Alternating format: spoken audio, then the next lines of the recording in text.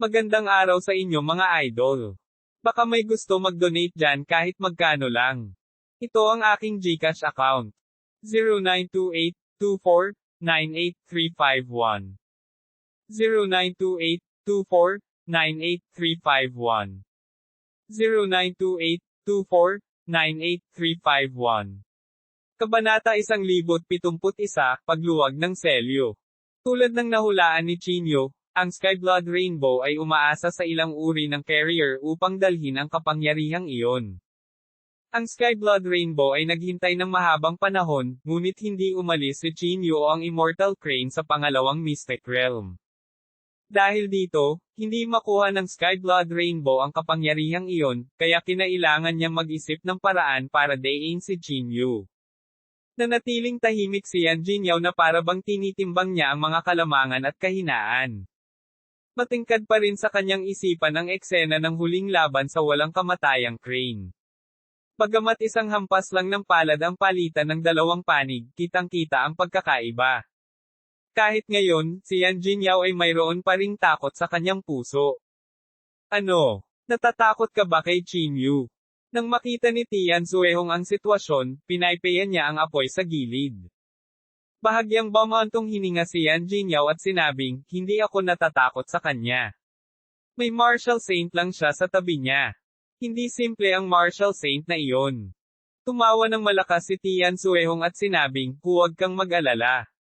Kung naglabas ka ng hamon kay Chinyu, paano niya mabubuli ang mahihina gamit ang mga numero? Nanatiling tahimik si Yan Jinyaw, ngunit hindi pa rin siya sigurado sa kanyang puso. Si Chinyu ang taong pumatay kay Gu Zizhen. Iyon ay isang martial saint sa tuktok ng martial saint realm. Nakipag-away pa siya sa mga nakatataas sa likod niya minsan. Maging si Yan Jinyaw ay walang tiwala sa gayong lakas ng pakikipaglaban. Ibibigay ko sa iyo ang sikretong pamamaraan ng pagpatay na walang kamatayang sekta. Sisiguraduhin kung mapapatay mo siya sa hindi nakikitang paraan at ipakilala ang iyong pangalan sa buong mundo. Sabi ni Tian Zuehong sa malalim na boses. Malamig na huminga si Yan Jinyaw at sinabing, hindi ako nagkukulang ng mga lihim na diskarte. Hindi ka nagkukulang sa kanila. Maihahalin tulad ba ang lihim na pamamaraan sa iyong mga kamay sa pagpatay na walang kamatayang sekta? Iyon ang pinakamisteryosong sekta 10,000 taon na ang nakalilipas. Isa itong sekta na kayang humawak sa buong sekta sa kapangyarihan.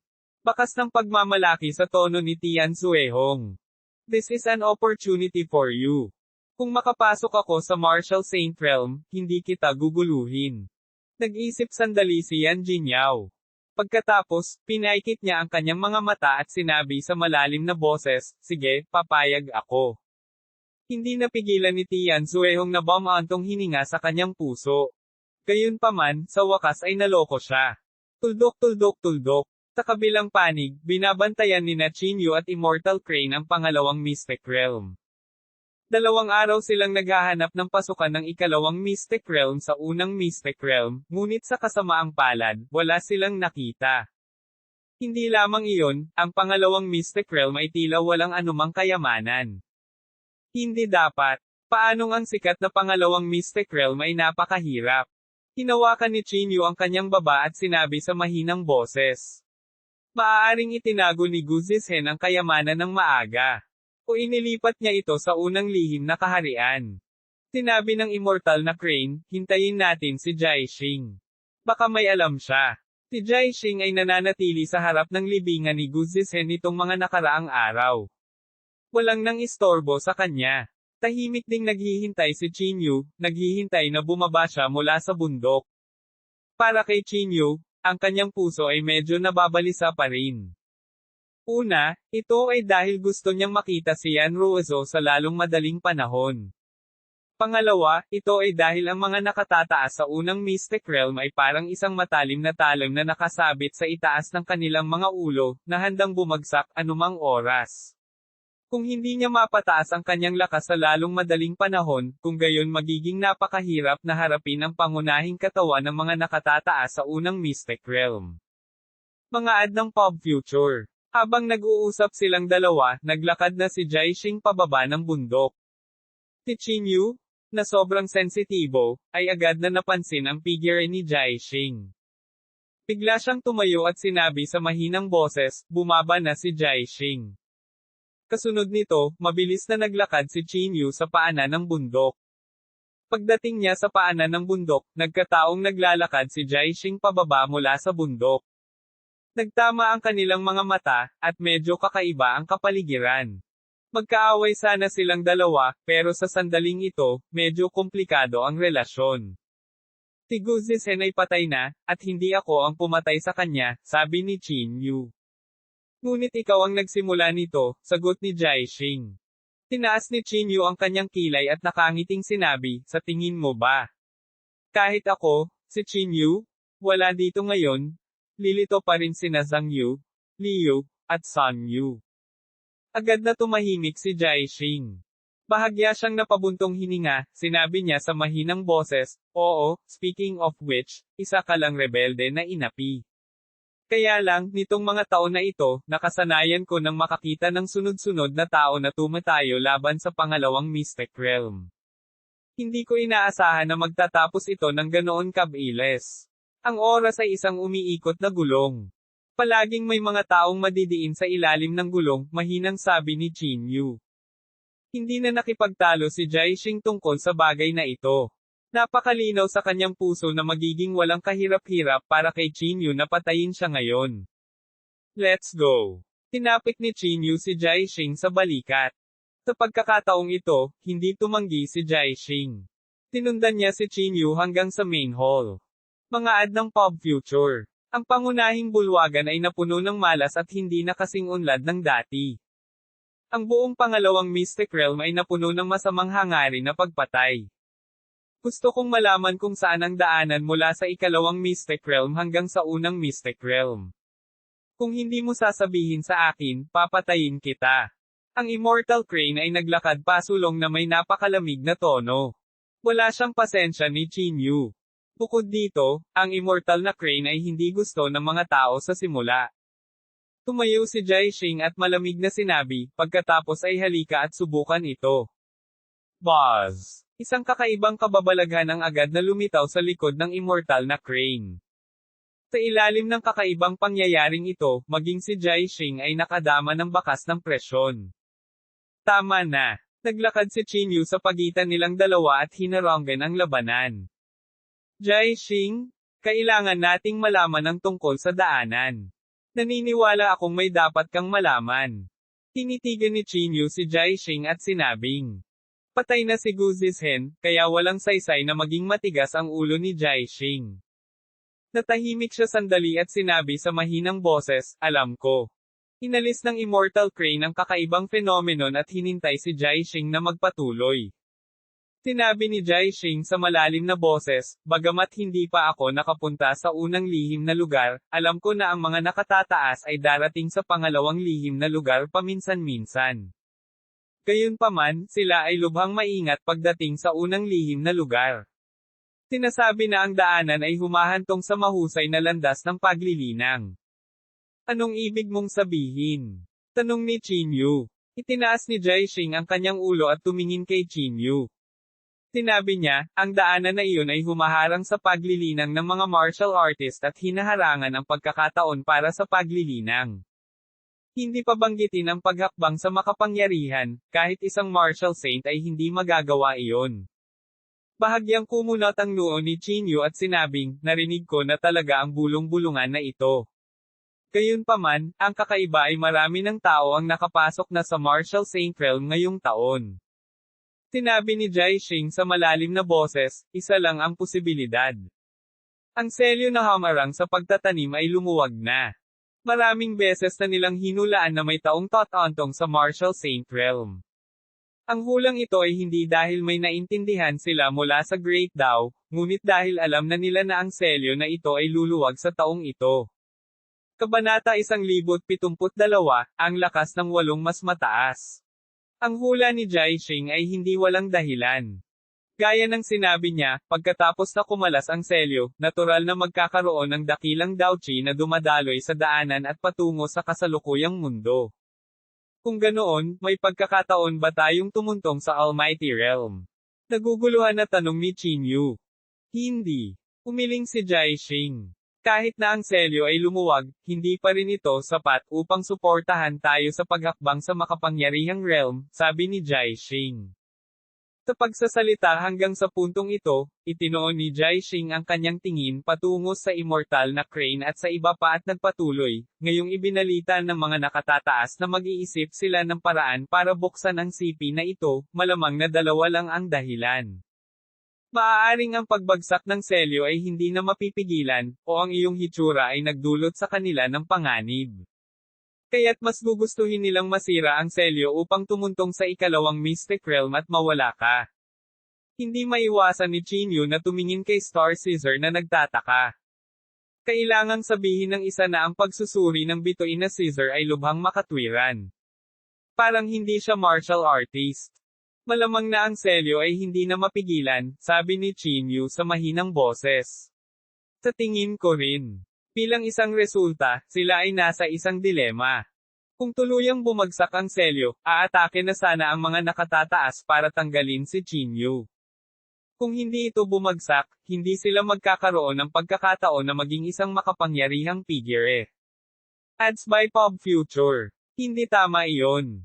Sa sandaling ito, biglang may naisip si Chinyu. May isang makapangyarihang tao na tumuntong sa mundong ito noon. Anong paraan ang ginamit nila? Napasimangot si Chinyu. Sumulyap si Jaishing kay Chinyu at sinabing, ayon sa mga record ng Martial Arts Association sa Jingdo, maaaring nalampasan nila ang kawalan. Cross the Void. Nagulat si Chinyu. Sa madaling salita, ang makapangyarihan mula sa pamilya yan ay tumawid sa void upang pumunta dito. Kung gayon, bakit hindi magagamit ng mga nakatataas ang pamamaraang ito? Nagtatakang tanong ni Chinyu. Dahil hindi nila ito magagawa. Umiling si Immortal Crane. Ang pag-set up ng array platform ay nangangailangan ng hindi maisip na halaga ng pera. Ang mga tinatawag na mas mataas na tao ay malamang na walang kakayahan, kaya maaari lamang silang magtago sa unang lihim na kaharian. Hindi nagbigay ng anumang komento si Jaishing tungkol dito, ngunit halatang sumang-ayon siya sa mga salita ni Immortal Crane. Hindi mapigilan ni Chinyu na medyo mabigla. Gaya ng inaasahan, ang mundo ng paglilinang ay lubhang komplikado, malayo sa imahinasyon. Ang mundong nasa harapan nila ay tila hindi kasing lawak ng inaakala. Dalhin mo kami sa paligid ng selyo, tumayo ang immortal na Crane at sinabi. Tinulyapan ni Jaishing ang immortal na Crane at umiling. Hindi ko alam kung saan iyon.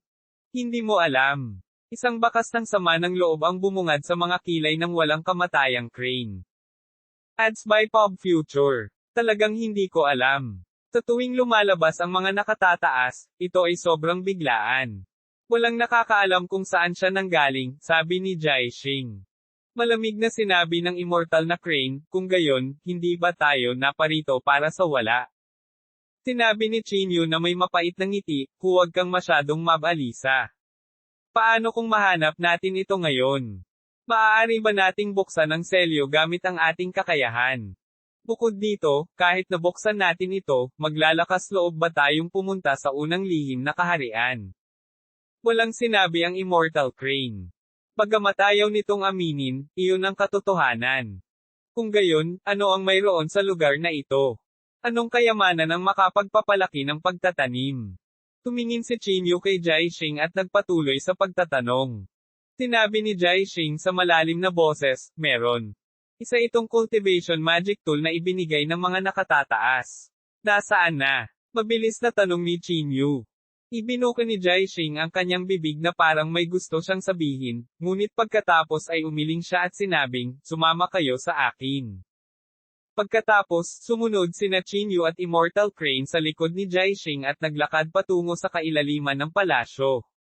Sa dulo ng palasyo, may talon na nakasabit ng patiwarik.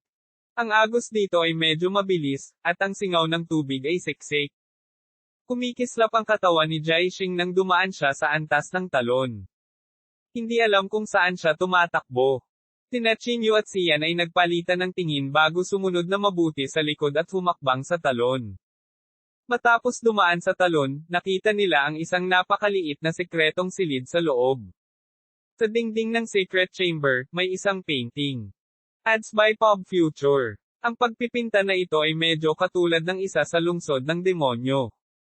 Nagkaroon din ng sirkulasyon ng panloob na chi, na ginagawa itong lubhang kakaiba. Ang pagkakaiba ay mayroong 8 figure sa pagpipinta na ito. Bagamat nakaharap ang kanilang mga likuran sa karamihan, nakikita pa rin ni Chinyu ang kanilang mga pagkakakilanlan. Ito ang mga larawan ng 8 mas mataas na tao, sabi ni Chinyu. Napabuntong hininga si Jaishing at sinabing, sa larawang ito, maaari mong labanan ang 8 mas mataas, at maaari mong piliin ang kanilang lakas sa iyong sarili. Halimbawa, maaari mong piliin na lumaban sa parehong kaharian, o maaari mong piliin ang kanilang tunay na kaharian. Siyempre, ang lahat ng ito ay isang ilusyon ng banal na kahulugan, hindi isang tunay na labanan. Nang marinig ito, si Chinyu ay agad na natuwa. Sa madaling salita, sa pamamagitan ng larawang ito, malalaman ko ang tunay na lakas ng 8 nakatataas na iyon. Sabi ni Chinyu na medyo nasasabik. Napabuntong hininga si Jaishing at sinabing, sa teorya. Ang ganda. Hinawakan ni Chinyu ang kanyang baba. Sa ganitong paraan, malinaw kong malalaman ang agwat sa pagitan nila. Hindi lang iyon, hindi siya masasaktan sa larawang ito. Kahit mamatay siya, isa lang itong ilusyon. Ang larawang ito ay hindi walang panganib. Sa oras na ito, biglang sinabi ng immortal na Crane. Kung mamamatay ka sa loob, malaki ang posibilidad na maging sanhi ng peking kamatayan ang iyong pangunahing katawan, tulad ng isang gulay. Tinulyapan ng immortal na Crane si Jaishing, sinasadya o hindi sinasadya. Bahagyang tumango si Jaishing at sinabing, tama. Kaya mas mabuting mag-ingat ka, sabi ng immortal na Crane. Paulit-ulit na tumango si Chinyu at sinabing, nakuha ko na. Mag-iingat ako. Matapos sabihin iyon, bahagyang ipinikit niya ang kanyang mga mata at nagplanong magpadala ng isang hibla ng banal na kahulugan upang labanan ang 8 matataas na opisyal na ito. Nagmamadali ka ba? Sumimangot si Immortal Crane at nagtanong. Tinilaan ni Chinyu ang kanyang mga labi at sinabing, hindi na ako makapaghintay na malaman ang tunay na lakas ng 8 matataas na opisyal na ito. Kabanata 1073, Pagmumura. Iniunat ni Chinyu ang isang hibla ng kanyang banal na sentido, nagbabalak na ipasok ang larawan. Ngunit sa oras na ito, pinigilan ni Jaishing si Chinyu at umiling. Kailangan kong sabihin sa iyo ng maaga na sa sandaling pumasok ang iyong banal na pakiramdam, tatagal ito ng hindi bababa sa 1 buwan. Sa buwang ito, ang iyong pangunahing katawan ay walang magagawa at haharap sa panganib sa parehong oras. Nang marinig ito, agad na kumunat ang noo ni Chinyu. 1 buwan. Ito ay masyadong mahaba. Sa ngayon, si Chinyu ay nasa tuktok ng isang bagyo. Walang makakatiyak na walang anumang pagbabago sa 1 buwang ito.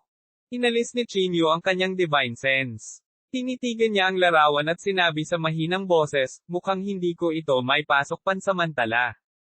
Ang pangalawang lihim na kaharian ay nawasak lamang. Napakaraming pagbabago. Alam ko. Tumango si Chinyu kay Jaishing. Hindi na nagsalita pa si Jaishing. Tumalikod na siya at aalis na sana. Sa oras na ito, hinawakan ni Chinyu ang braso ni Jaishing at sinabing, saan mo balak pumunta? Hindi ko alam. Umiling si Jaishing. Ngumiti si Chinyu at sinabi, kung ganoon, bakit hindi ka manatili? Stay. Bahagyang sumimangot si Jaishing. Napabuntong hininga si Chinyu at sinabing, ang pangalawang lihim na kaharian na ito ay nakuha pa lang. Panahon na kung kailan tayo kulang sa mga tao. Manatili ka. Sumulyap si Jaishing sa immortal na Crane at sinabing, napakaraming may kakayahang tao sa paligid mo. Bakit mo ako kailangan? Ads by Pop Future. Malamig na sinabi ng immortal Crane, nandito lang ako para tumulong. Aalis na ako. Napangiti si Chinyu at sinabing, tapos na. Hindi na kailangang makipagtalo pa. Bukod dito, pupunta ako sa tinatawag na unang Mystic Realm sooner or later. Hindi mo ba gustong malaman kung ano ang mundo ng isang makapangyarihang figure? Natigilan sandali si Jaishing at agad na natahimik. Ilang sandali pa, tumango siya at sinabing, sige, kung gayon, maraming salamat. Sa tulong ni Jaishing, talagang mas magaan si Chinyu. Matapos bumalik sa pangunahing bulwagan, ang walang kamatayang crane ay tila may balak na umalis. Dahil hindi ako makakapasok sa unang Mystic Realm sa lalong madaling panahon, walang saysay na manatili ako dito, sabi ng immortal na crane. Kumunot ang noo ni Chinyo at sinabing, aalis ka na ba? Hindi ka ba nagmamadali? Bakit? Hindi mo kayang makipaghiwalay sa akin? Medyo mapanuksong sabi ni Immortal Crane. Pumunta ka sa impyerno. Inilibot ni Chinyo ang kanyang mga mata. Tumawa ng malakas si Immortal Crane. Tumayo siya at sinabing, sige, oras na para pumasok ako sa pag-iisa. Bagamat napakahirap maging makapangyarihang tao, hindi ibig sabihin na wala na akong pagkakataon. Nang marinig ito ni Chinyo, agad siyang sumigaw sa alarma, gusto mong subukang makalusot sa isang makapangyarihang tao. Siguro. Tumayo si Immortal Crane at sinabi, sige, hindi mo na ako kailangang paalisan. Aalis na ako. Ikinaway ni Immortal Crane ang kanyang kamay.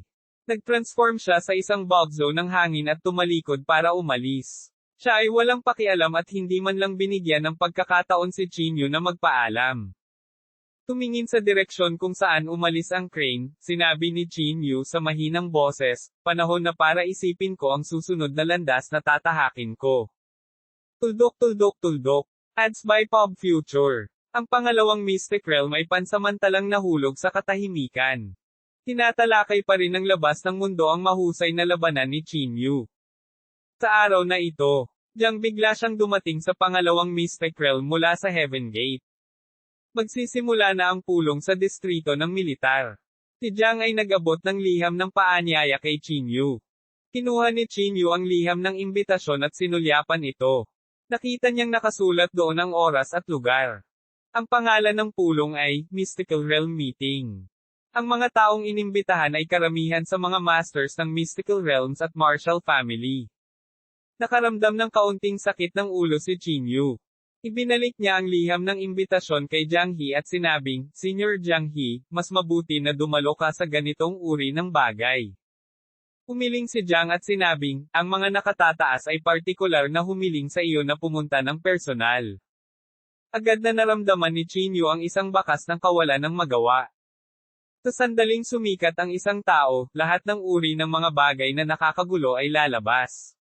Hindi ko talaga alam kung ano ang layunin ng pagpupulong na ito, bulong ni Chinyo. Ang pangalawang lihim na kaharian ay wala na. Ang hinaharap na pag-unlad ng Martial Arts Association sa Jingdo ay natural na kailangang talakayin at mapagpasyahan, sabi ni Jiang He. Go ahead. I'm sure lahat ng sikat na tao sa martial arts world ay sasali. Napabuntong hininga si Chinyo at sinabing may mapait na ngiti, hindi rin ako makakapunta. Ang oras ng pagpupulong ay itinakda para sa umaga ng susunod na araw, at ang venue ay ang meeting room ng Martial Arts Association sa Jingdo. Sa gabi, ads by Pop Future. Nakahiga si Chinyo sa kama, hinahaplos ng kanyang kamay ang token na ipinadala ni Yan Rozo. Nagtataka ako kung kumusta na siya, bulong ni Chinyo sa mahinang boses. Namumuo ang mga pag-iisip sa kanyang puso, parang isang daang kuko na kumakamot sa kanyang puso. Lubhang hindi komportable ang pakiramdam niya. Talagang hindi ako makapaghintay na makita ang mundo. Ano nga ba ito? Bahagyang napabuntong hininga si Chinyo. Walang nakakaalam kung gaano karaming mga eksperto ang mayroon at kung gaano karaming mga nangungunang henyo ang naroon. Gayunpaman, napakalinaw ni Chinyo sa kanyang puso na tiyak na ito ay isang mas malawak na mundo. Ang lahat ng mga nangungunang tao sa mundo ay magtitipon upang makipagkompetensya para dito. Hintayin mo ako. Mahigpit na hinawakan ng kamay ni Chinyo ang pendant ng jade. Kinabukasan, umalis si Chinyo sa pangalawang Mystic Realm ng madaling araw at pumunta sa paligid ng conference room. Sa sandaling ito, maraming hindi pamilyar na mukha ang lumitaw dito. Greetings, Mr. Chin. May lumakad papunta kay Chinyo. Hindi ko talaga akalain na ang ikalawang Mystic Realm ay mawawasak ng mga kamay ni Mr. Chin. Isang hindi pa nagagawang hakbang. Mayroon din kaming matinding paggalang kay Mr. Chin. Isa-isang tumugon si Chinyo, tila walang magawa. Ang ganitong uri ng makamundong karunungan ay palaging isang mahirap na problema para kay Chinyo. Nang makitang dumarami ang mga tao malapit sa conference room, tila dumating na ang mga realm lords ng iba't ibang mystic realms. Sa sandaling ito, nakakita si Qin Yu ng isang pamilyar na figure. Ang taong ito ay walang iba kundi si Yan Jingyao. Nagtama ang kanilang mga mata, at isang kakaibang kislap ang agad na pumutok.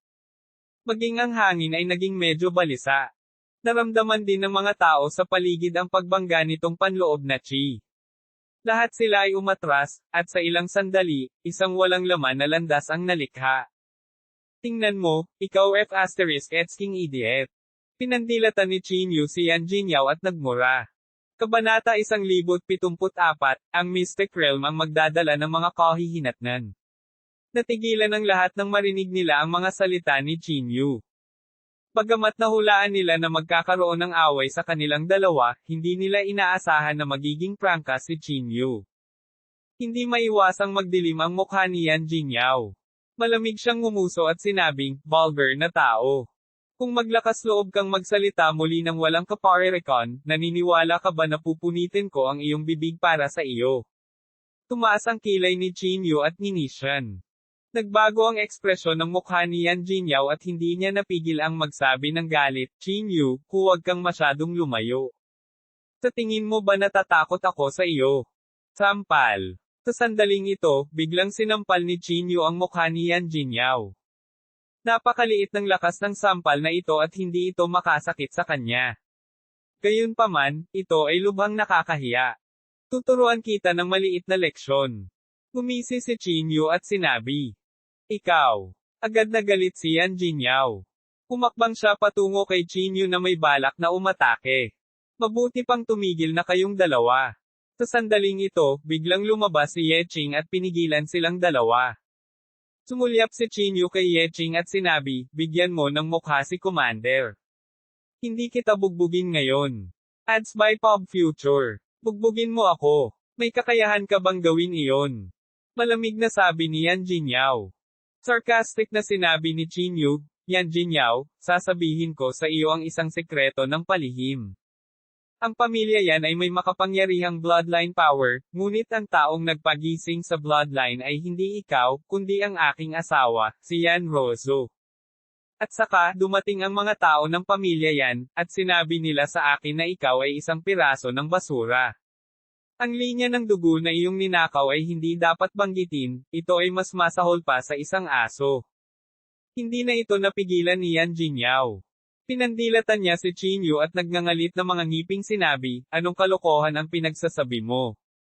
Ano? Hindi ka naniniwala sa akin? Gumisi si Qin Yu. Hindi mo ba napansin na walang makakahanap kay Yan Rozo? Inagaw kasi siya ng pamilya Yan.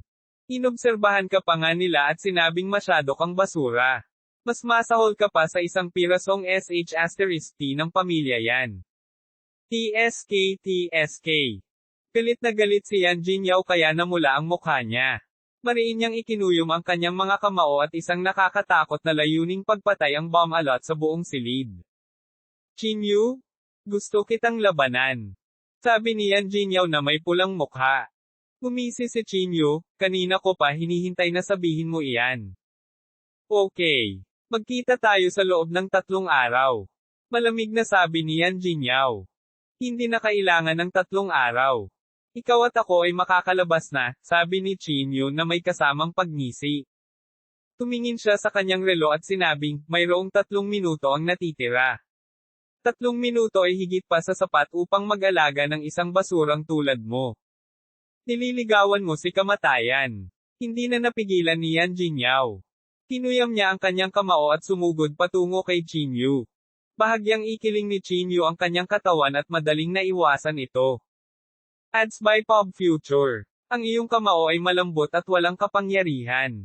RUACC. Nakangiting sabi ni Qin Yu. Ikaw. Galit na galit si Yan Jingyao na naghahabol ng hininga. Ipinanganak siya sa isang aristokratikong pamilya, kaya wala siyang alam na mga maalay na salita. Matapos mapagalitan ni Qin Yu, natitiis lang niya ito. Halika, I stomp your feet para sa akin. Hindi ba ang mga babae ay gustong itapak ang kanilang mga paa kapag sila ay galit? Nakangiting sabi ni Qin Yu. Huwag kang mag-alala. Haburin ko ang iyong pantalon sa loob ng 3 araw upang makita kung mayroon ka ng bagay na iyon. UF asterisk King haven't grown. Galit na sigaw ni Yan Jingyao. Gumisi si Chinyu, lumaki ka na. Isang bug. Ikaw, pa. Sa kanyang galit, biglang dumura si Yan Jingyao ng isang subo ng dugo. Nang makita ito, hindi napigilan ni Chinyu ang mapatawa. Kawili-wili, hindi mo na kaya. Yan Jingyao, kailangan nating maging mapagbigay, nakangiting sabi ni Chinyu. Pinunasan ni Yan Jingyao ang dugo sa gilid ng kanyang bibig at sinabing, maghintay ka lang, kahit mamatay ako, papatayin kita. Nang halos kutsain pa siya ni Chinyu, lumakad si Mr. Joe mula sa hindi kalayuan. Ano ang pinag-uusapan mo? Napakasigla mong nakikipag-chat, sabi ni Mr. Nakangiting sabi ni Joe. Ads by Pop Future. Nagmamadaling sinabi ni Chinyu na may seryosong ekspresyon, pagbati, Mr. Joe. Si G.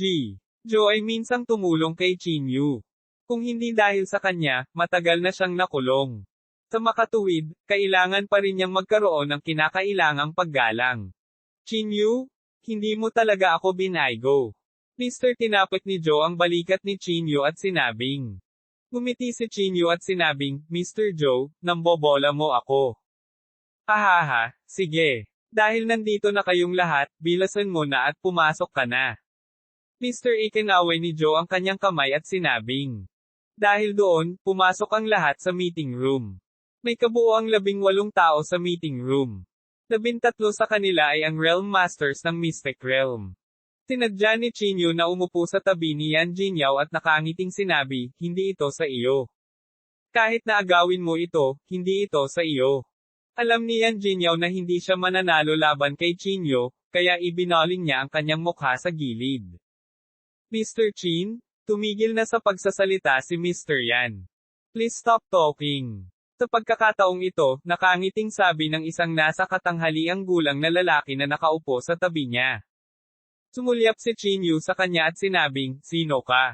Ako si Bai Chanhei, ang master ng mahiwagang kaharian ng Heavenly River. Ikinulong ng nasa katanghaliang lalaki ang kanyang mga kamay at sinabi. Misteryosong kaharian ng Heavenly River. Pinaikit ni Chinyu ang kanyang mga mata at pagkatapos ay ngumisi, naaalala ko na ngayon. Noong ako ay naging isang martial saint, minsan akong inatake ng iyong mga tao at nasugatan ng aking matalik na kaibigan. Hinahanap lang kita. Hindi ko inaasahan na tatalon ka. Ang ekspresyon ni Bai Chanhei ay nagbago ng husto nang marinig niya ito. Nagmamadali niyang sinabi, Mr. Chin, hindi ko alam. Ito, tiyak na hindi pagkakaunawaan. Ibig mong sabihin nagsisinungaling ako. Sabi ni Chinyu na may madilim na ekspresyon. Mariin na ikinaway ni Bai Chanhei ang kanyang kamay at sinabing, Mr. Chin, ito ay tiyak na hindi pagkakaunawaan. Kahit na ito ay totoo, tiyak na hindi ito nasa ilalim ng aking utos. Gumisi si Chinyu at sinabing, walang kinalaman sa akin iyon. Hanggat inaatake mo ako, mamamatay ka. Ang iyong buong misteryosong kaharian ang magdadala ng mga kahihinatnan. Ang ekspresyon ni Bai Chanhei ay sobrang pangit. Gusto niyang itigil ang laban, ngunit sa hindi inaasahang pagkakataon, nasangkot siya sa gulo. Kabanata 1075, ang ugali ni Chinyu. Sa pagtingin sa mapupulang mukha ni Bai Chanhei, naramdaman ni Chinyu na ito ay katawa-tawa. Noong gusto pa ng isang patutot na mag-set up ng memorial archway, palagi niyang iniisip na maganda ito, ngunit hindi lang siya binigyan ni Chinyu ng pagkakataon. Sa lalong madaling panahon, opisyal na nagsimula ang pulong. Tumikim si G. Joe at sinabing, sa pagkakataong ito, ang pangunahing dahilan ng pag-imbite sa lahat ay upang muling itayo ang Martial Arts Association sa Jingdo. Matagal na itong nahulaan ni Chinyu, kaya hindi siya masyadong nagulat. Nagtataka ako kung ang lahat ay may anumang mga opinyon at mungkahi. Mr. Tanong ni Joe. Sa tingin ko ang Martial Arts Association ng Jingdo ay dapat pag-usapan ng lahat. Hindi natin maaaring hayaan na isang tao ang pumalit, sabi ng isang tao. Bahagyang tumango si Mr. Joe, tila sang-ayon sa panukalang ito. Ang mga tao mula sa iba pang mga lihim na kaharian ay nag-echo din, tama. Kapag kontrolado ito ng lahat ng sama-sama, mapipigilan natin itong mamonopolyo tulad ng dati. Nang marinig ni Chinyo ang kanilang mga salita, hindi maiwasang mapangiti. Bagamat hindi malakas ang tawa na ito, kitang-kita ito. Medyo sinadya ni Yan Jinyaw, Chinyo, ano ang ibig mong sabihin sa panunuya na ito? Ano, hindi ka sumasang-ayon? Huwag mong sabihin sa akin na gusto mong monopolyo ang pangalawang lihim na kaharian at ang Martial Arts Association of Jingdo. Malamig na inilibot ni Chinyo ang kanyang tingin sa lahat at sinabing, nang salakayin ninyo ang pangalawang lihim na kaharian, ang bawat isa sa inyo ay tahimik tulad ng mga patay na tao. Nang hatiin ang mga resulta, tumalon ba kayo? Nakontrol mo pa nga ito ng magkasama. Paano mo nagagawang magkaroon ng mukha para sabihin ang ganoong bagay? Ang maraming Realm Masters na naruroon ay agad na hindi nakapagsalita, hindi makapagsalita ng kahit isang salita. Chinyo? Kung gayon ano ang ibig mong sabihin? Tanong ni Joe. Ikinaway ni Chinyo ang kanyang kamay at sinabing, wala akong pakialam. Nakikinig ako sa desisyon ni Mr. Joe. Sa pagsasalita hanggang sa puntong ito, huminto sandali si Chinyo bago nagpatuloy, syempre, naniniwala ako na magiging patas at makatarungan si Mr. Joe. Halatang halata ang kahulugan ng kanyang mga salita. Sinasabi niya kay Mr. Joe na kung hindi ito patas, tiyak na hindi makukontento si Chinyo. Natural na maririnig ni Mr. Joe ang tono sa mga salita ni Chinyo. Ngumiti siya at sinabing, ngayon, narito ang lahat para pag-usapan. Kung mayroon kang sasabihin, sabihin mo lang. Talaga. Tumaas ang kilay ni Chinyo. Siyempre. Mr. Bahagyang tumango si Joe. Dahan daw ang tumayo si Chinyo at sinabing, okay, pagkatapos ay sasabihin ko kung ano ang sasabihin ko. Inalis niya ang kanyang tingin sa lahat ng naruroon at malamig na sinabi, kung ako ang tatanungin mo, ang mga taong ito ay walang karapatang lumahok sa talakayan.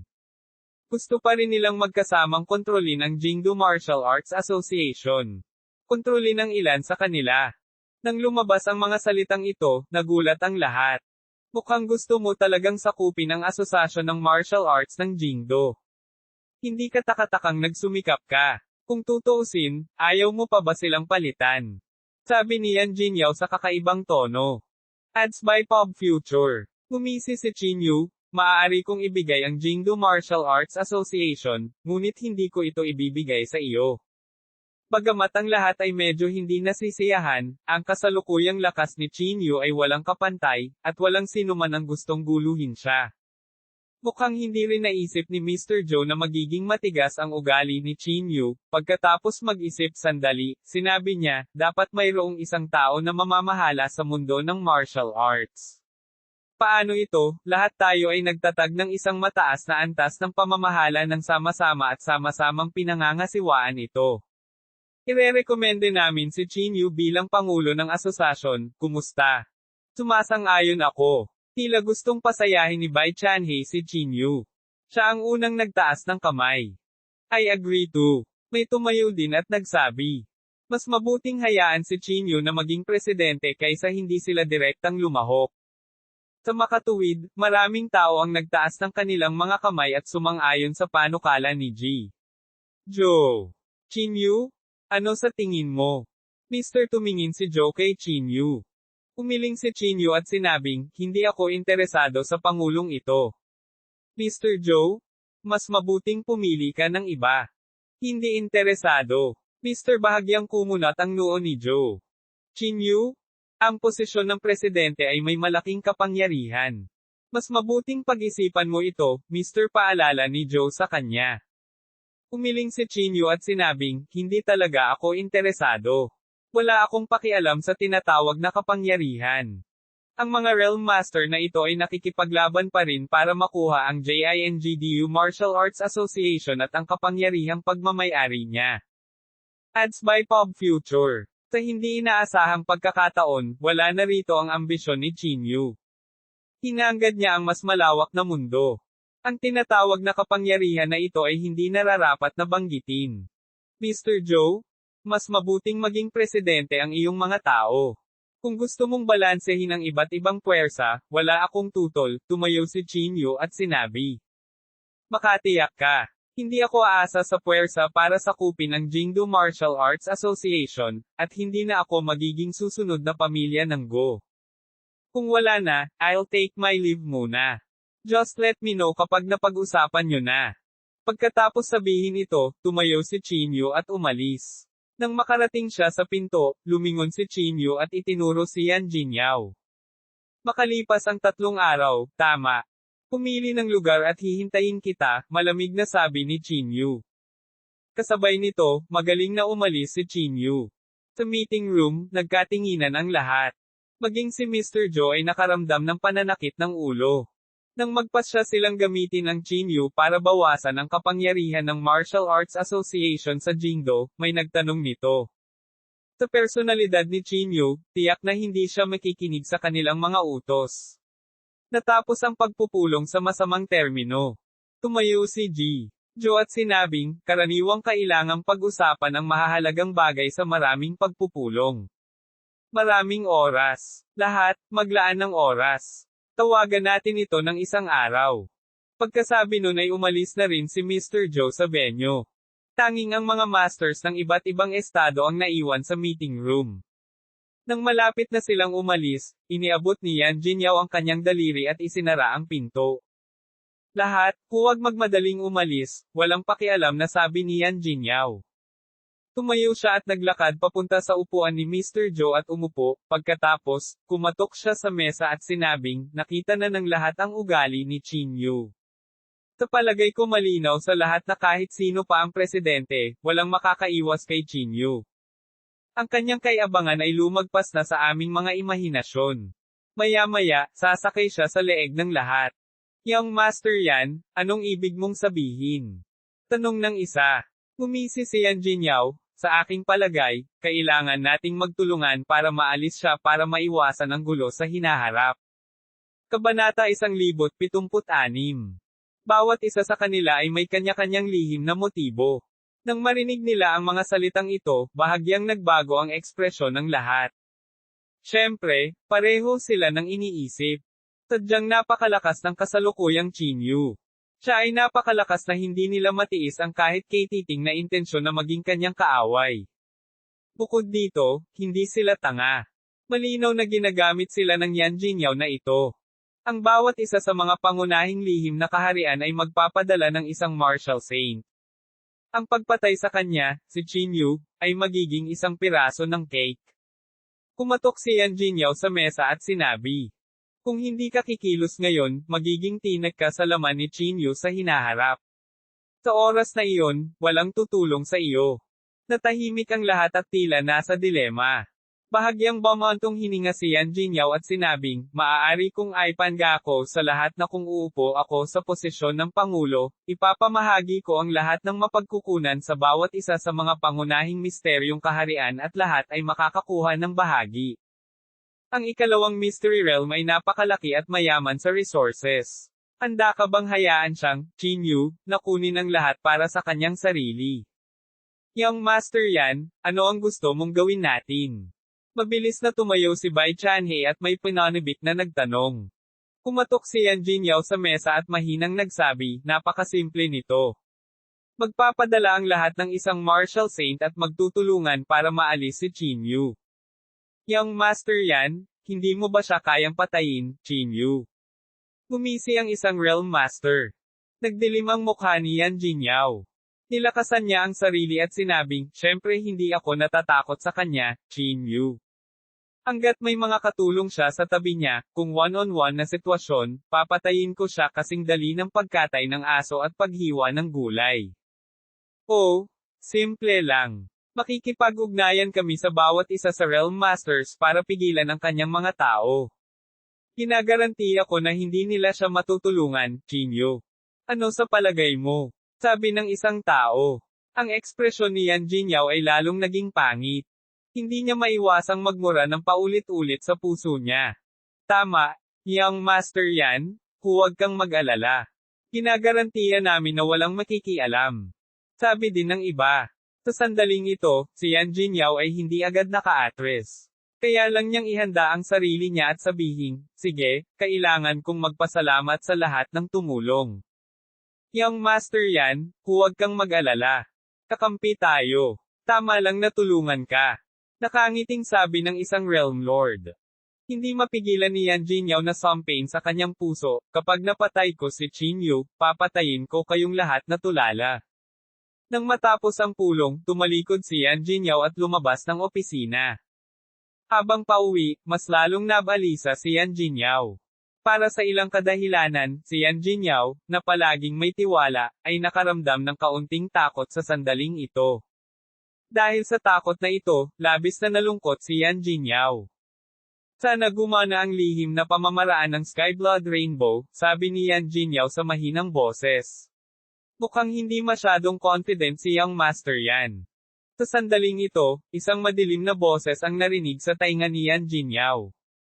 Lumingon siya at nakita niya ang isang itim na ambon na unti-unting namumuo. Ang ambon ay mabilis na namuo at naging hugis tao at tumayo sa harap ni Yan Jinyaw. Ikaw, Hiteng. Bahagyang pinaikit ni Yan Jinyaw ang kanyang mga mata at nakilala ang taong ito. Si Hiteng ay nagtatago pa rin sa kanyang itim na damit, at ang panloob na chi sa kanyang katawan ay lalong nakakatakot. Young Master yan, natatakot ako na ako ang taong higit na nakakaintindi sa iyo sa mundo, walang pakialam niyang sabi. Oh, tumaas ang kilay ni Yan Jinyaw. Inilagay ni Hiteng ang kanyang mga kamay sa kanyang likuran, dahan-dahan niyang sinabi, naiintindihan ko ang nararamdaman mo ngayon. Noon, ako ay katulad mo. Mula sa pagiging numero unong tao sa gitnang kapatagan na tinitingnan ng lahat hanggang sa background board. Ako ay puno ng kumpiyansa sa simula, ngunit hindi lamang ako nagduda sa aking sarili. At ang dahilan ng lahat ng ito ay si Chinyu. Napakalamig ng tono ni Hiteng. Bahagyang bumantong hininga si Yan Jinyaw at sinabing, hindi ako katulad mo. Hindi tiyak kung kanino ang background board. Oh, iyan ba talaga ang iniisip mo? Sabi ni Hiteng na may mahinang ngiti. Kung iyon talaga ang iniisip mo, bakit ka natatakot? Kung iyon talaga ang iniisip mo, bakit kailangan mong makipagtulungan sa iba pang mga lihim na kaharian para patayin si Chinyu? Kung talagang may kumpiyansa kang talunin si Chinyu, bakit hindi mo kunin ang kaluwalhatian para sa iyong sarili? Matigas pa rin ang sinabi ni Yan Jinyaw, sinabi ko na dahil may mga katulong si Chinyu, yun lang. Ads by Pop Future. Hehe, huwag mong linlangan ang sarili mo. Hiteng sneered. Alam ng lahat sa mundo na hindi gagawin iyon ni Chinyu. Ayaw niyang maging katatawanan ng mundo. Isang bakas ng galit ang sumilay sa mukha ni Yan Jinyaw. Kinuyam niya ang kanyang mga kamao at malamig na sinabi, ano ba talaga ang gusto mong sabihin? Inilagay ni Hiteng ang kanyang mga kamay sa kanyang likuran at sinabing may mahinang ngiti, alam kong ayaw mo pa ring aminin na mas mababa ka sa kanya. Sa simula, ako ay katulad mo, ngunit mabilis kong naisip iyon. Hanggat siya ay patay na, ako pa rin ang magiging numero unong tao sa Central Plains. Katulad mo ngayon. Hanggat siya, si Chinyu, ay patay na, ikaw, Yan Jinyaw, pa rin ang numero unong tao sa nakababatang henerasyon. Nanahimik si Yan Jinyaw, na para bang may kinakatakutan siya. Gusto mong sumikat, hindi ba? Ayaw mong tinutusok ng iba ang gulugod, sinasabing binubuli mo ang mahihina gamit ang mga numero, hindi ba? Walang pakialam na sabi ni Hiteng. Biglang nagtaas ng ulo si Yan Jinyaw. Tumingin siya kay Hiteng at hinintay itong magpatuloy. Nagpatuloy si Hiteng, kaya gusto mong makipag-usap sa mga masters ng maraming mystical realms at patayin si Chinyu kasama nila. Sinabi mo na iyon ay dahil sa sobrang pagmamalabas ni Chinyu at nagdulot ng galit sa publiko. Oo. Sa pagkakataong ito, inamin ito ni Yan Jinyaw. Kung ibubuli nila ang mahihina sa kanilang mga numero, kahit na patayin nila si Chinyu, masisira ang kanilang reputasyon.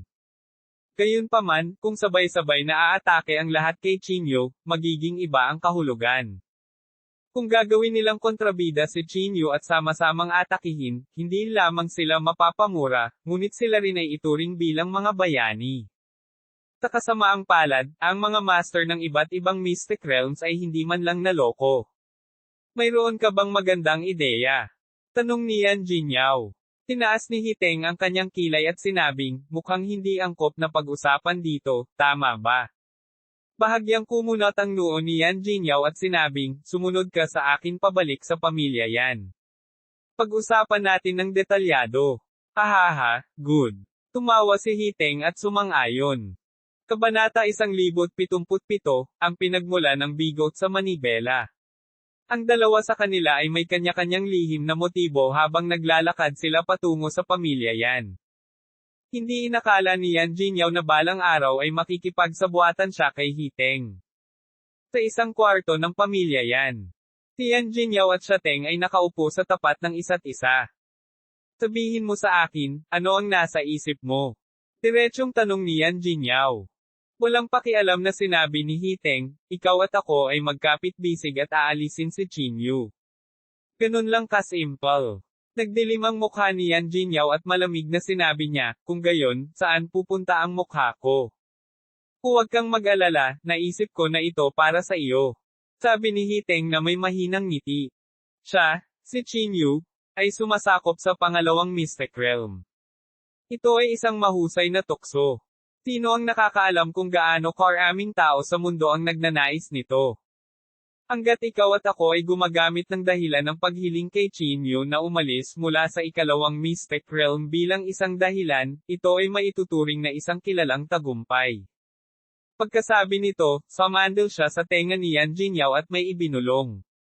Matapos marinig ito ni Yan Jinyaw, agad siyang humiga sa upuan at tumahimik. Pagkaraan ng ilang sandali, ang mga mata ni Yan Jinyaw ay kumikislap ng may matinding liwanag habang malamig niyang sinabi, sige, gagawin namin ang sinabi mo. Tuldok tuldok tuldok. Sa sandaling ito, si Chinyu ay nakaupo sa pangalawang lihim na kaharian, na binabalikan ang mga nauugnay na dokumento ng Martial Arts Association ng Jingdo. Kasama sa mga dokumentong ito ang karamihan sa mga mapagkukunang nakatago ng Martial Arts Association ng Jingdo. At ngayon, ang mga mapagkukunang ito ay nahulog lahat sa mga kamay ni Chinyu, na siyang susi sa paglilinang. Tungkol naman sa pakikipaglaban kay Yan Jinyaw, hindi ito sineseryoso ni Chinyu. Bilang isa sa pinakamakapangyarihang katawan sa mundo, hindi natatakot si Chinyu sa sinumang kapareho ng antas. Kahit na siya, si Yan Jinyaw, ay may pamilyang yan at sariling kadugo, ang pamilyang yan ay hindi nagustuhan sa kanya. Nangangahulugan ito na ang epekto ng bloodline na ito kay Yan Jinyaw ay hindi kasing lakas ng kanyang inaakala.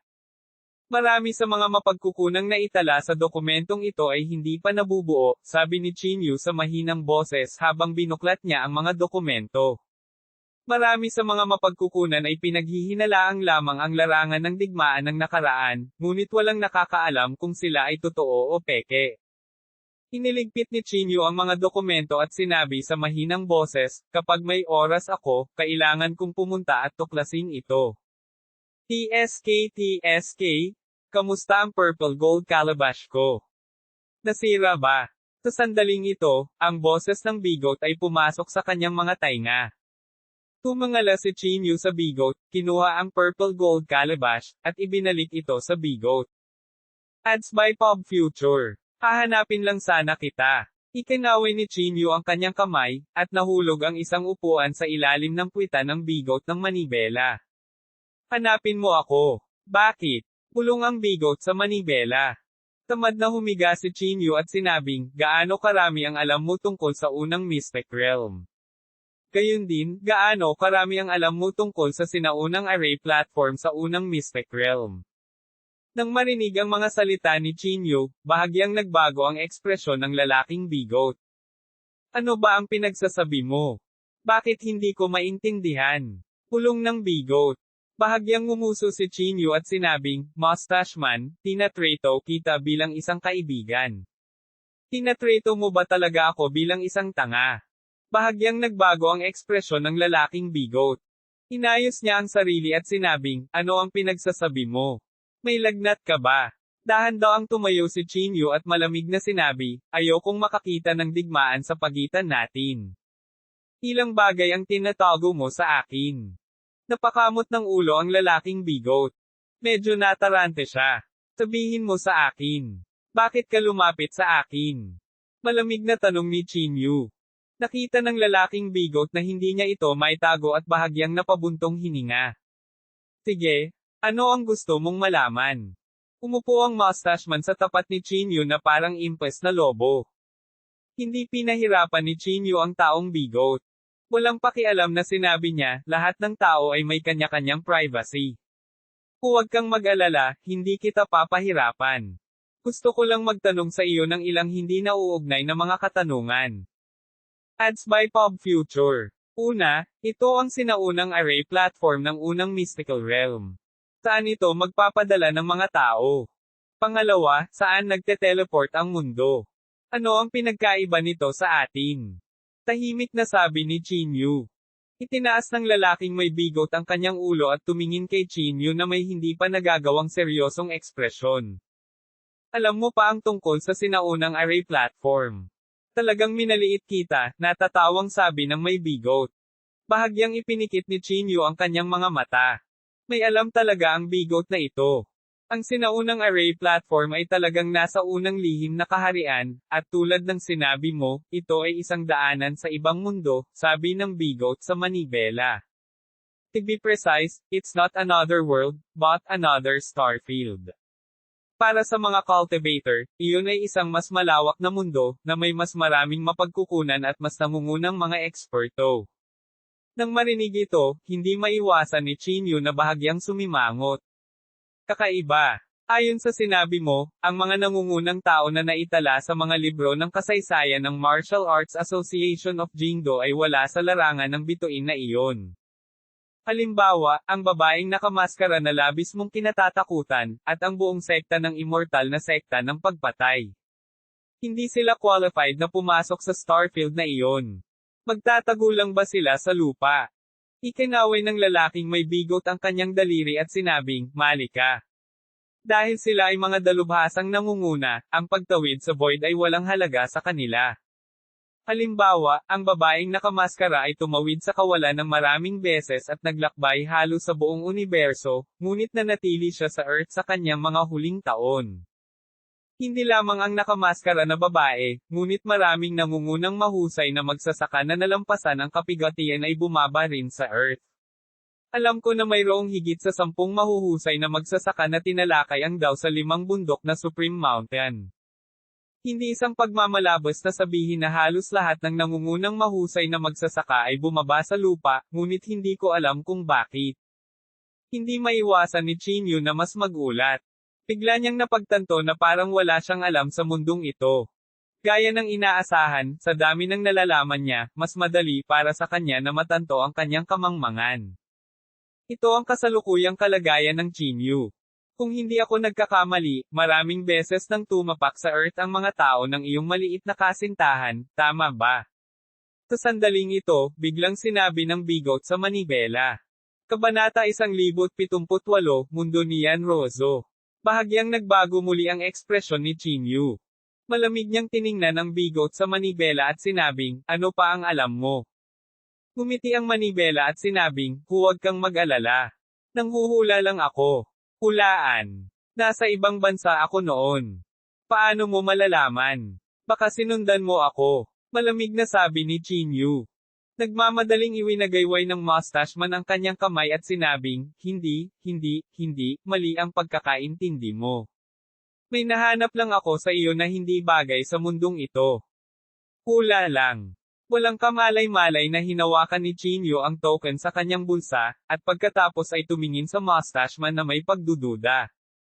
Ang lalaking bigot ay naglahad ng kanyang mga kamay at sinabi, hindi ako nagsisinungaling sa iyo. Talaga. Sumusumpa ako sa Diyos. Ayaw makipagtalo sa kanya ni Chinyu tungkol sa tanong na ito, kaya hindi na niya itinuloy ang pagtatanong. Taga Starfield ka rin ba? Curious na tanong ni Chinyu. Seryosong sinabi ng lalaking bigot, to be precise, it is. Ano ang ibig mong sabihin? Hindi maiwasang magtanong ni Chinyu. Bahagyang bumantong hininga ang lalaking bigot at sinabing, ang taong nakikita mo ngayon ay talagang isang hibla ng aking banal na kahulugan. Ads by Pop Future. Isang strand of divine sense. Agad namang nabigla si Chinyu. Hindi mahina ang lakas ng bigot na ito. Ito ay talagang isang strand lamang ng kanyang banal na kahulugan. Kung gayon gaano kalakas ang kanyang pangunahing katawan. Nagbibiro ka ba? Sabi ni Chinyu na may pagdududa. Sabi ng may bigot na may malungkot na mukha, sana rin biro lang, pero ito ang totoo. Kung gayon, paano ang iyong pangunahing katawan? Bakit isang hibla ng banal na kahulugan ang dumating sa Earth? Patuloy na tanong ni Chinyu. Bahagyang napabuntong hininga ang bigot sa manibela at sinabing hindi namumula, ang aking pangunahing katawan ay palaging napaka-curious tungkol sa kasaysayan ng tao sa Earth, kaya naglakbay ako ng libu-libong milya upang magpadala ng isang hibla ng banal na kahulugan sa walang laman, upang F***CQ. Magsalita ng wika ng tao. Pinutol ni Chinyu ang walang humpay na pagdaldal ng bigot sa manibela. Bahagyang napahiya ang bigot sa manibela, at umubo siya, na may seryosong ekspresyon, sinabi niya, sa totoo lang, hinabol ako hanggang sa puntong ito. Nawasak na ang aking pangunahing katawan. Pinugol ko ang buong buhay ko at naubos ang hindi mabilang na mga kayamanan upang sa kabutihang palad ay makataka sa isang hibla ng banal na kahulugan at pumunta dito. Napabulala si Chinyu, talaga. Oo. Tumango ang lalaking bigot. Nang makitang hindi siya nagsisinungaling, mas naging curious si Chinyu. Sino ang humahabol sa iyo? Bakit kanila hinahabol? Patuloy na tanong ni Chinyu. Namula ang matandang mukha ng mustache man habang mahinang bang-ulong, buntong hininga, hindi ko sinasadyang nasaktan ang isang malaking pamilyang Maharlika. Isang malaking aristokratikong pamilya. Bakit mo sasaktan ang isang malaking aristokratikong pamilya? Medyo nagulat si Chinyu. Ads by Pop Future. Agad na namula ang mukha ng mustache man habang mahinang bang-ulong, napagmasdan ko ang langit sa gabi at napagtanto kung may isang sanggol sa kanyang bahay, kaya pumunta ako sa kanyang bahay upang mamasyal. Sino ang mag-aakala na ang Maharlikang pamilya ay napaka-kuripot? Nagtipon talaga sila ng ilang tao para palibutan ako at pigilan. Puntong hininga, ang moral ng mundo ay talagang bumababa. Damn it, napakahirap kahit na kumuha ng isang sinaunang pagsusuri. Ang lumang mukha ni Chinyu ay naging itim. Hindi niya maiwasang magtanong, nahukay mo ba ang libingan ng mga ninuno niya? Ubo-ubo. Tuyong umubo ang bigot at walang kahihiyang sinabi, hindi yan matatawag na paghuhukay ng libingan ng mga ninuno. Archaeology ang tawag dyan, understand. Serves you right. Hindi napigilan ni Chinyu na magmura sa kanyang puso.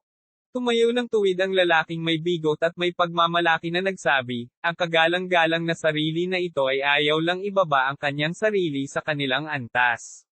Kung hindi, bakit siya hahabulin ng mga ito? Sa madaling salita, ang kagalang-galang na sarili na ito ay nais lamang na pumunta sa Earth para sa arkeolohiya. Pagkatapos ng lahat, napakaraming mahuhusay na magsasaka na nalampasan ang kapigatian ng nauna na. Sige, itigil mo na ang pagmamayabang. Let's get seryoso. Kinaway-kaway ni Chinyu ang kanyang kamay at sinabing. Kung gayon, ano nga ba ang antas ng paglilinang ng iyong tunay na katawan? Tanong ni Chinyu. Sa pagbanggit ng mga salitang ito, bakas agad ang pagmamalaki sa mukha ng mustached man. Ang aking tunay na katawan ay isang tunay na makapangyarihan. Noon, walang sino man sa mundo ang makakapigil nito. Bamantong hininga ang bigot. Bahagyang nagbago ang ekspresyon ni Chinyu. Hindi niya inaasahan na ang bigot pala na ito ay talagang isang makapangyarihang figure. Ads by Pop Future. Kahit isang makapangyarihang tao ay hahanapin hanggang sa ganito. Napabuntong hininga si Chinyu. Seryosong sinabi ng lalaking bigot, Chinyu, may kakayahan na mga tao sa mundong ito kaysa sa iyong naiisip. Kahit ako ay tinugis ng maraming star domain at halos mamatay. Sa totoo lang, ang dahilan kung bakit ako naparito sa Earth ay dahil din sa pagkakaroon ng Dao Protector. Kung hindi, malamang na bumaba sila dito at mapapawi ang aking huling bakas ng Divine Sense. Sa pagkakataong ito, grabe ang katarantiduhan. Ang Dao Protector ay tatay ko rin, naisip ni Chinyu sa kanyang sarili. Kung ito ang kaso, ang lakas ng kanyang ama ay dapat na higit sa isang makapangyarihang figure. Kung hindi ito magiging salawak na ang mga Maharlikang pamilyang iyon ay hindi maglalakas loob na pumunta sa Earth upang magdulot ng gulo. Dahil nasa antas ka ng isang makapangyarihang figure, dapat ay mayroon kang malinaw na pag-unawa sa lakas ng isang makapangyarihang figure, sabi ni Chinyu. Hayaan mong tanungin kita, sa aking kasalukuyang lakas, gaano ang pagkakaiba sa pagitan ko at ng isang makapangyarihang figure. Dumilim ang mukha ng mustache man, at seryoso siyang tumingin kay Chinyu, sinabi niya ang bawat salita, marami. Chinyu? Sa iyong talento, maaari kang ituring na henyo kahit na sa larangan ng bituin, ngunit walang kakulangan ng mga henyo sa mundong ito. May kilala akong hindi bababa sa 100 maharlikang miyembro ng pamilya na hindi mas mahina kaysa sa iyo, at marami sa kanila ang nakatuntong na sa makapangyarihang kaharian. Maging ang 8 matataas na opisyal ng Martial Arts Association sa Jingdo ay wala sa Starfield na iyon. Agad na naramdaman ni Chinyu ang bakas ng pressure. Dahil marami kang sinabi, maaari kong sabihin sa iyo ang ilang mga bagay ng direkta. Tumayo ang lalaking may bigot at sinabi. Nakatalikod kay Chinyu, sinabi niya sa malalim na boses, ang pamilyang yan ay isa sa mga nangungunang aristokratikong pamilya sa larangan ng bituin na iyon, at ang isang nagising na may kumpletong linya ng dugo ay may napakataas na katayuan sa pamilyang yan. Napakataas nito na hindi mo maiisip. Lumingon ang mustache man at tumingin kay Chinyu at sinabing, bagaman ang magulong katawan ay isa sa pinakamalakas na pangangatawan, maaaring hindi nito makuha ang atensyon ng pamilya yan. Dahil ang mga pangangatawan na hindi mas mahina kaysa sa magulong katawan ay nasa lahat ng dako. Kung gusto mong maging kakaiba sa kanila, kailangan mong maglagay ng higit na pagsisikap. At saka, ang nagising na may kumpletong bloodline ng pamilya yan ay tiyak na sisikat sa star area na iyon. Natatakot ako na baka hindi mabilang ang mga taong gustong pakasalan siya. Nang marinig iyon, nakaramdam ng matinding pressure si Chinyu. Ang kanyang pagnanais para sa kapangyarihan ay mas malakas. Lakas. Natatakot akong kailangan ko ng higit na kapangyarihan. Huminga ng malalim si Chinyu. Kabanata 1079, hinahamon ang isang makapangyarihang figure. Lumapit ang mustache man at nakangiting sinabi, kung balang araw, mapupuntahan mo talaga ang Starfield na iyon, kailangan mo akong tulungang maghiganti. Sinabi ni Chinyu na may madilim na mukha, paghihiganti.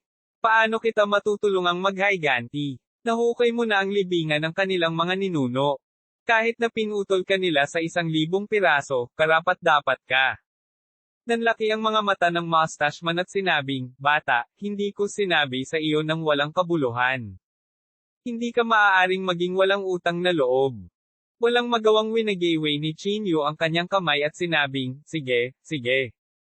Kung darating talaga ang araw na iyon, maaari nating pag-usapan iyon mamaya. Huwag kang mag-alala. Dahil miyembro ng pamilya yan si Yanrozo, tiyak na pupunta ka. Sandali lang. Nakangiting sabi ng may bigot.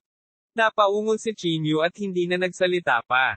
Kalimutan mo na. Dahil natulungan na kita, tutulungan kita hanggang sa huli. Sa pagkakataong ito, biglang sabi ng bigot. Sa isang kisap mata ng kanyang palad, inilabas niya ang mga sinulid ng gintong liwanag mula sa special na banal na artifact. Ano ito? Tanong ni Chinyu. Sinabi ng lalaking may bigot, maaaring dalhin ka ng bagay na ito sa totoong kaharian ng isang makapangyarihang tao, ngunit maaari lamang itong gamitin ng isang beses. Kung ilalagay mo ang bagay na ito sa iyong banal na kahulugan, maaari itong umunlad sa isang tunay na labanan. Sinabi ni Chinyu ng may alarma, ito ang parehong loika sa larawan sa pangalawang lihim na kaharian. Hindi pinansin ng taong bigot ang mga salitang ito at may pagmamalaki na sinabi, anak, ito ay isang banal na bagay. Sa iyong kasalukuyang lakas, ito ay isang mahalagang kayamanan upang makipaglaban sa isang makapangyarihang figure. Ang mga salitang ito ay totoo. Pagkatapos maging isang martial saint, imposible nang madagdagan ang lakas ng isang tao sa pamamagitan ng pag-asa lamang sa mga mapagkukunan. Ads by Pop Future. Maraming beses, kailangang maunawaan ng isang tao ang great daw sa isang malaking labanan upang mapabuti ang estado ng pag-iisip. Sige, ibigay mo sa akin. Inunat ni Chinyu ang kanyang kamay at tinanggap ang sinag ng liwanag. Pinaikot niya ang sinag ng liwanag gamit ang kanyang kamay at saka ipinikit ang kanyang mga mata. Tinundan ng sinag ng liwanag ang espasyo sa pagitan ng kanyang mga kilay at pumasok sa kanyang banal na kahulugan. Agad na binuksan ng primordial spirit na naka-cross-leg sa kanyang isipan ang mga mata nito. Kasunod nito, nakita niya ang figure ng isang top-notch martial artist. Ang figure ng isang top-notch martial artist sa kanyang isip ay malinaw na mas makapangyarihan. Kahit na mayroon pa rin siyang kaawa-awang panloob na chi sa buong katawan, may karagdagang bakas ng lakas at pangangibabaw. Bawat galaw niya ay nagbibigay ng aura ng isang eksperto. Ito ba ang bigot sa manibela ng isang makapangyarihang figure? Sabi ni Chinyu sa mahinang boses. Bahagyang ipinikit niya ang kanyang mga mata, at ang figure ng bigot sa manibela ay direktang pumasok sa primordial spirit ni Chinyu. Ito ang proseso ng isang evolusyonaryong labanan. Ito ay hindi isang tunay na labanan, ngunit isang ebolusyon ng primordial na espiritu sa pamamagitan ng paghahambing ng lakas ng magkabilang panig. Mariing ipinikit ni Chinyu ang kanyang mga mata. Ang labanan na ito ay hindi nangangailangan sa kanya na lumahok ng labis, dahil ito ay isang ebolusyon lamang, isang theoretical na labanan. Tahimik na tumingin kay Chinyu ang may bigot sa gilid. Nilagay niya ang mga kamay niya sa likod niya na parang nanunood ng palabas. Ang batang ito ay makakatagal lamang ng 3 minuto. Naisip ng may bigot sa sarili. Ito ay dahil alam na alam niya ang pagkakaiba ng martial saint at ng makapangyarihan. Gayunpaman, sa isang kisap mata, 3 minuto na ang lumipas. Bahagyang nakapikit pa rin si Chinyu at hindi lumayo sa kanyang banal na kahulugan. Bahagyang kumunot ang noo ng may bigot, at baka sa mga mata nito ang sama ng loob. Ads by Pop Future. Sa isang kisap mata, 10 minuto na ang lumipas, ngunit hindi pa rin iminulat ni Chinyu ang kanyang mga mata. Damn it! Agad nitong ikinagalit ang bigot. Kailangang malaman ng isa na ang bakas ng liwanag ay naglalaman ng kanyang pinakamataas na kalagayan. Kung hindi niya agad mapatay ang isang martial saint, mawawala ang buong mukha niya kapag may nabalitaan. Gayunpaman, lumipas na ang 10 minuto, ngunit hindi pa rin natalo si Chinyu. Hindi ako naniniwala. Nagkukunwaring nakapikit ba ang batang ito? Pulong ng bigot. Sinubukan niyang tawagin ang pangalan ni Chinyu, ngunit hindi nag-react si Chinyu kahit kaunti. Dahil dito, medyo hindi mapakali ang bigot. Paikot-ikot siya sa kwarto at nagpatuloy sa paglalakad pabalik-balik. Hindi mamamatay ang batang ito, tama. Pulong ng bigot. Kinurot niya ang kanyang mga daliri at binilang ang oras. 13 minuto na ang lumipas. Ito ay hindi magkaroon ng kahulugan sa lahat. Sa wakas, sa 17 minuto, iminulat ni Chinyu ang kanyang mga mata ng may swish. Baka sa mukha niya ang takot. Paano ito posible? Kinagat ni Chinyu ang kanyang mga ngipin. Hindi niya maiwasang makaramdam ng kaunting takot. What's wrong? Nagmamadaling lumapit ang lalaking may bigot at nagtanong. Nang makita niya ang lalaking may bigot, si Chinyu ay walang kamalay-malay na umatras ng 2 hakbang, ngunit mabilis siyang bumalik sa kanyang katinoan. Ads by Pop Future. Tinapot niya ang kanyang dibdib at naalarma na sinabi, hindi ko inaasahan na napakalakas mo. Halos wala na akong lakas para lumaban. Ang makapangyarihang kaharian, tila nalampasan ang aking imahinasyon. Hindi napigilan ng lalaking may bigot, huwag kang mabusog, bata. Ayon sa aking mga kalkulasyon, sapat na ito para makahawak ka ng 3 minuto. Hindi ko inaasahan na magtitimpi ka ng buong 17 minuto. 17 minutes. Marami ba iyon? Kumunot ang noo ni Chinyu at sinabing. Agad na nanlaki ang mga mata ng may bigot at nagalit, bata, minamaliit mo ako. Hayaan mong sabihin ko sa iyo, maraming mga nangungunang henyo na namatay sa aking mga kamay. Mayroon ding hindi mabilang na mga martial saints. Mamamatay sila sa aking mga kamay sa isang kapalit lang. 17 minuto. Alam mo ba ang ibig sabihin nito? Bagamat sinabi niya ito, seryoso ang mukha ni Chinyu. Ayon sa mga kalkulasyon ng labanang ito, si Chinyu ay walang pagkakataong manalo. Ang isipin na ang isang tao sa Almighty Realm ay napakalakas, bulong ni Chinyu sa mahinang boses. Nang makitang hindi sineseryoso ni Chinyu ang kanyang mga salita, agad na nabalisa ang lalaking bigot. Bata, huwag kang maging walang kabusugan. Nagmura ang lalaking bigot. Hayaan mong sabihin ko sa iyo ito. Walang martial saint ang nakatagal sa ilalim ko ng 17 minuto. Hindi pa rin siya pinansin ni Chinyu. Mamulong siya sa mahinang boses, sa kasong ito, kung makatagpo ko ang mga nakatataas, natatakot akong mamatay ako ng walang pag-aalinlangan. Bahagyang sumangot ang lalaking may bigot at sinabing, bagaman ang mga nakatataas na iyon ay nasa makapangyarihang kaharian, paano sila maihahambing sa akin? Biglang inangat ni Chinyu ang kanyang ulo at tumingin sa lalaking bigot. Aniya, ayon sa sinabi mo, kung makikilala ko ang 8 nakatataas na iyon, may pagkakataon pa akong manalo. Hindi. Umiling ang lalaking bigot nang hindi man lang nag-iisip. Gayunpaman, sa paghusga mula sa iyong kasalukuyang pagganap, dapat kang makapaghintay ng higit sa kalahating oras bago ka mamatay. Screw you. Hindi napigilan ni Chinyu na magmura. Ang lalaking may bigot sa manibela ay inilibot ang kanyang mga mata at sinabing, bata, nasa unang bahagi ka pa lamang ng Martial Saint Realm. Ayon sa kasalukuyang ebolusyon, kung tumuntong ka sa gitnang yugto, maaari kang magkaroon ng kaunting pagkakataong manalo. Kung tumungo ka sa huling yugto ng Martial Saint Realm, o sa rurok ng Martial Saint Realm, hindi imposible para sa iyo na tumalon sa ranggo at pumatay ng makapangyarihang mga tao. Kabanata 1080, sulat ng hamon ni Yan Jinyao. Kahit na sinabi niya ito, medyo mabigat pa rin ang pakiramdam ni Chinyu sa kanyang puso.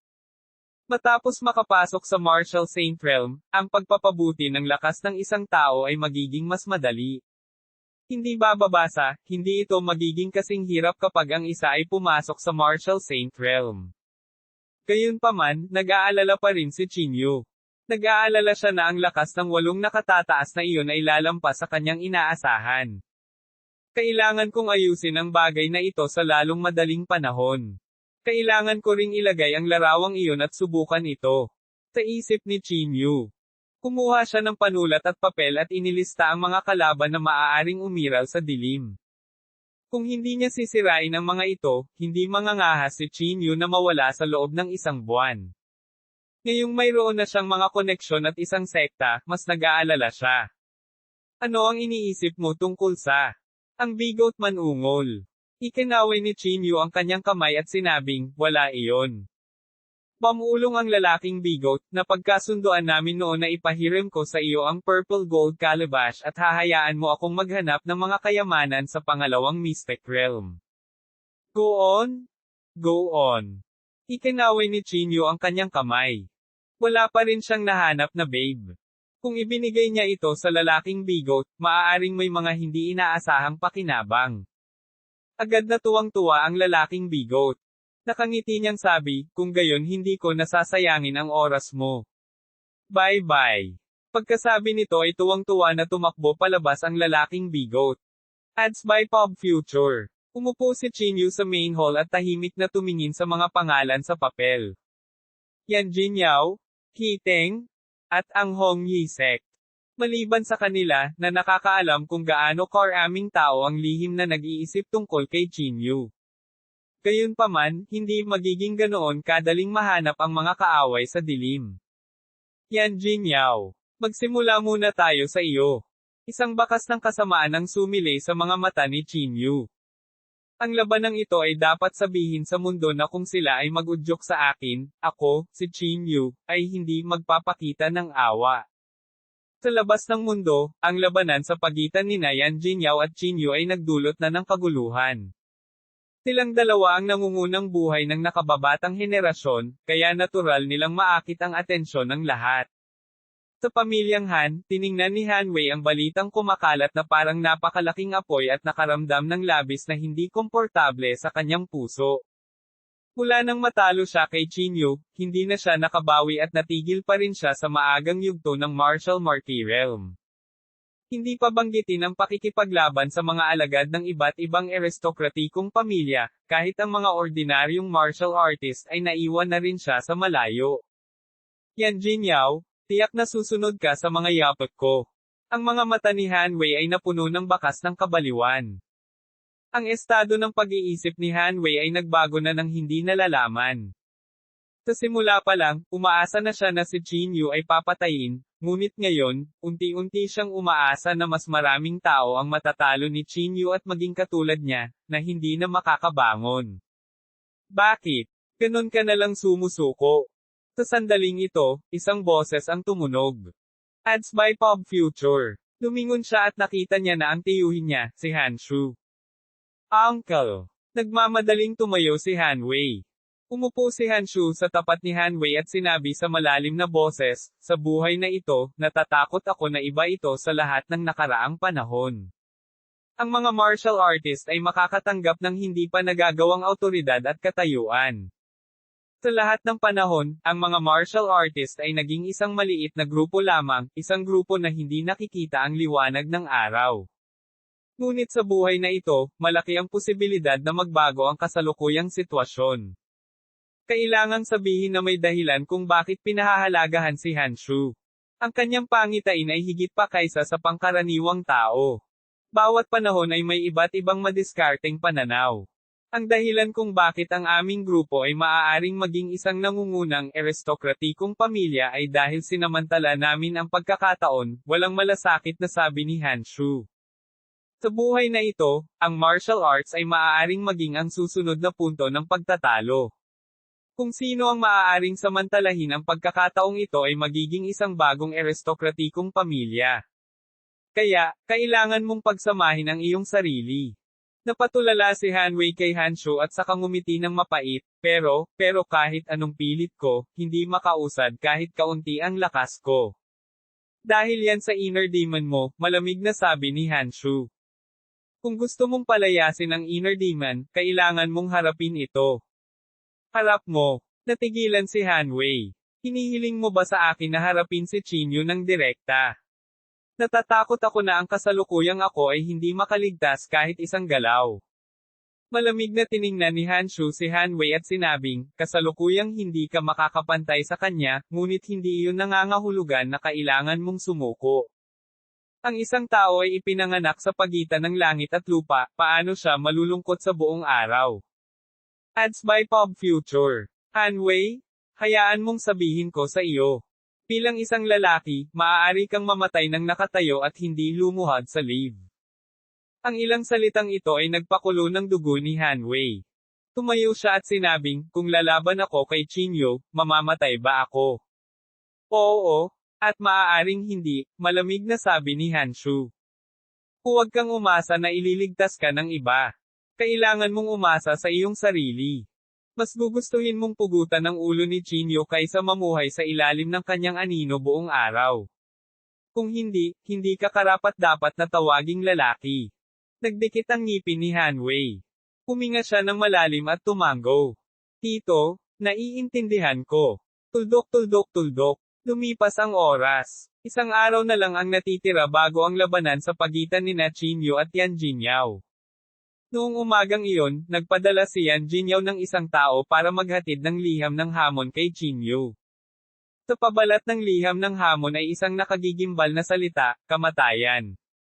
Matapos baliktarin ang liham ng hamon, ang oras at lugar ay nakasulat dito.